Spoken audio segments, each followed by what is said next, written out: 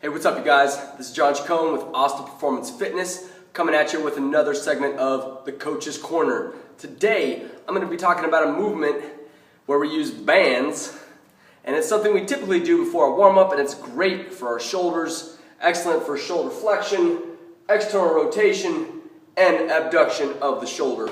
It also is a great activator of the shoulder blades, incorporates posture, everything. Pretty much the entire shoulder girdle, everything involved with the shoulder, guys. However, even though it is an excellent movement, we tend to use it pretty much every day in our warm-ups here at Austin Performance Fitness. It is often a misused and a misunderstood movement. Today, I'm just going to give you guys a quick tutorial on how you can keep yourselves out of pain with this movement, because that's the last thing we want out of this movement. And I'll show you some quick tips on things to avoid and things to make sure you are doing as you perform this movement. First, what exactly is a dislocator and how do you perform it? Okay, dislocator, you've probably seen them done with PVC pipe, or you've also seen them done with these nice slick red bands. Basically, what's happening, before I walk you guys through the step-by-step of this movement, you begin at the hips, you create tension on the band, arms are extended, bring them back behind the head, under control, reaching either the back of the hips or at some point in the mid-back, and then returning back over the top. For some, you might look at this as the barbell snatch position, the overhead position, the overhead squat position. For some, it's just a great mobility movement, stretching movement, even sometimes even for the upper chest and the anterior shoulder, especially if you're going to be doing some overhead movements, and it helps a lot, and it just feels good. So I'm going to take you guys through a really quick step-by-step. I prefer to use bands because the great thing about them is, obviously, they stretch, right? As opposed to a PVC pipe, it just stays the same length the entire time. There is no give to it. However, with the band, as you progress, going overhead to the back position, that band has give to it.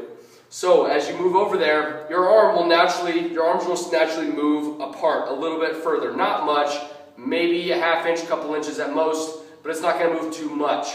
It allows your shoulders to move in their natural pattern. You're not forcing yourself into the form of some specific type of hardened material, whether it be that the PVC pipe or some type of electrical conduit I've seen used before. But whatever it might be, try to get something that has some give to it.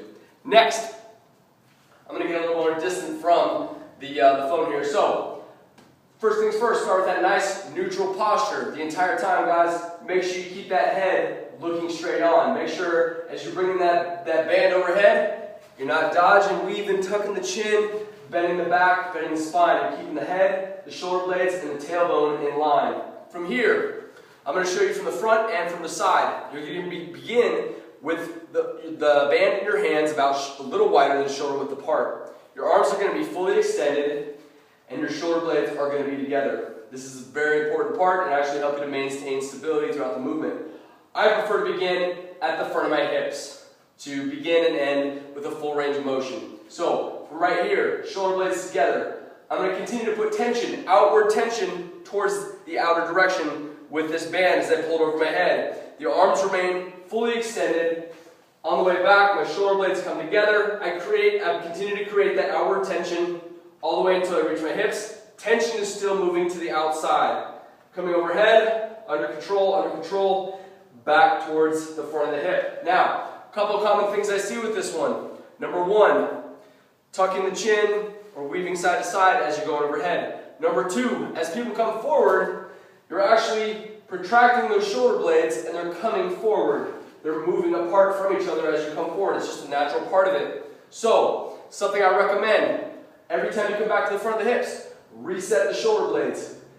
Next one, keeping constant tension on that band. That is what's going to save you, and that's what's going to keep the shoulders from slacking and getting out of control. When you lose that tension, guys, what happens, and you try to pull back up out of the back hip position with a slacked arm, shoulder, elbow, wrist, what have you, you're going to run into some problems. So let's say, for instance, I keep tension, come all the way over, touch the hip, and I get it loose. I slack. Guess what? We have pretty much no stability through this back portion. And we actually have to literally bounce ourselves back into tension, which is a ton of strain on the anterior portion of the shoulder. It can cause a lot of pain. For some people, that's like the normal part of them doing dislocators. It doesn't have to be a normal thing. So, another thing I also encourage you to do, just because I moved my hips and everybody else says you need to move your hips, you don't need to move your hips on the back side. I have some clients that when they first started, they would stop about right here. They stop at their natural point of discomfort, minor discomfort, and they come forward, okay? Over time, they move to about the mid-back, and then after a few more months, they moved to about the mid-back, or the lower mid-back, middle, lower back, and then eventually, they made it down to that hip, okay? Because they were taking their time. They're allowing the mobility in their shoulder to naturally increase over time, the range of motion, to allow them to move into that position safely and efficiently, okay? So, hope I gave you guys some great pointers to help, number one, get the most out of the band dislocator movement, or whether you use some other tool, and to keep you out of pain and injury-free with this movement, because I don't want you to miss out on it. It's a great tool, especially for warming up if you're going to be doing anything overhead. I prefer to do it most days, whether I'm doing something overhead or not, because I just love the feeling of that overhead position and going through it in a full range of motion. So, go ahead and give it a shot, guys. Remember, keep tension on that band.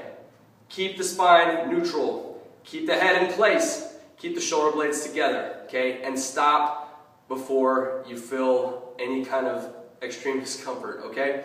Hope that gives you guys some great pointers. Go ahead and put it to work. Let me know how it goes. This is John Chacon with Austin Performance Fitness. Stronger every day. Peace.